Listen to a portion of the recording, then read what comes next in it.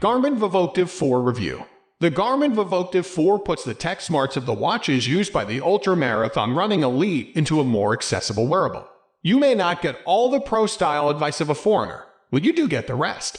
This is Tech Radar's Garmin Vivoactive 4 Review. The fitness watch is part of Garmin's rapidly expanding range of its best running watches with touchscreen features and sits in the middle of the lineup in terms of both price and features. The Vivoactive 4 is still significantly cheaper than the company's Fenix and Forerunner flagships, and smart changes to the controls mean you are much less likely to accidentally pause and stop exercise tracking with touchscreen swipes and prods. It's a great alternative to some of the best fitness trackers and a good entry-level true watch, as long as you're happy to miss out on some of the month-to-month monitoring stats offered by Garmin's more advanced devices. It's possible that we might see a new Vivoactive 5 in the coming months, hopefully with updated hardware for the same launch price. Alternatively, Garmin might choose to do what it did with the Instinct and release a slightly updated version with added solar charging to keep the battery topped up for long durations. If you're not sure whether to opt for the Vivoactive 4 or save some cash by picking up the previous model, see our complete comparison, Garmin Vivoactive 3 vs Garmin Vivoactive 4. The Garmin Vivoactive 4 was announced in September 2019 at the IFA conference, and it is a follow-up to 2017's Vivoactive 3. It was priced at $349.99 USD at launch, but can now be snapped up for around $300. That's a little more than the Garmin Forerunner 645 Music, and loads less than either a Forerunner 945 or Fenix 6. The Vivoactive 4 is a good route to Garmin watch tracking without blowing a huge hole in your finances. If you want a more affordable alternative, you could opt for the Vivoactive 3, though this older model is now starting to get quite outdated. The Garmin Vivoactive 4 looks fairly similar to the Vivoactive 3 and Forerunner 645. A band of silver, but not chrome bright, metal sits around the edge of the watch. Its screen is protected by Gorilla Glass 3 tech, but it's not recessed like the Fenix 6's, making it slightly more vulnerable. Every bit of such protection adds to a watch's dimensions, though. We switched to the Vivoactive 4 from using the Forerunner 645 Music. It's the watch we use to track runs week to week. The Vivoactive 4 is larger, and it's significantly so. But just buy a Vivoactive 4 as if a slim watch is what you want, as it has similar features with a slightly smaller screen and battery. This is a comfortable watch to wear, but again the Forerunner 645 wins out slightly here. The Vivoactive 4's standard silicone band is thicker and has less give than the Forerunner's. The lighter and smaller a watch is, the less likely you are to notice it is even there on your wrist after a few hours. We find we tend to take the Vivoactive 4 off for a few hours each day. You only end up with angry-looking indentations on your wrist if you do the strap up extra tight. There's no need to take it off, apart from to charge, if you are happy to wear it all day. The Vivoactive 4 has 5 ATM water resistance, sufficient not just for showering but swimming too.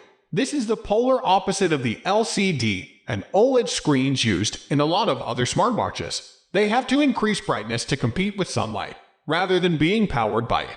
The Garmin Vivoactive 4 also emits light, so you can see the display in a dark room. But this light only comes on when you interact with the watch or give it a wrist flick towards your face. This screen uses very little power when non-lit and displays content 24/7 until the battery dies. The Vivoactive watches have fewer buttons than those in the Fenix and Forerunner series because they are touchscreen trackers. Garmin has put 2 buttons on the Garmin Vivoactive 4, rather than the one on the Vivoactive 3. Though, this is likely a response to complaints it is far too easy to accidentally pause or end a workout with the Vivoactive 3. During exercise, the Vivoactive 4 screen is used to flick through information screens, but to pause and stop tracking, you use the buttons. The result? We've had zero of the issues many Vivoactive 3 owners have experienced. You might assume the Garmin Vivoactive 4 feels more like a smartwatch than the very exercise-focused Forerunners and Fenix products. The interface is much the same here, though. The Garmin Vivoactive 4 is an excellent fitness tracker. Switching from the Forerunner 645 Music, you actually get several more stats to pore over. There's PulseOx, which measures SpO2, body battery, and respiration.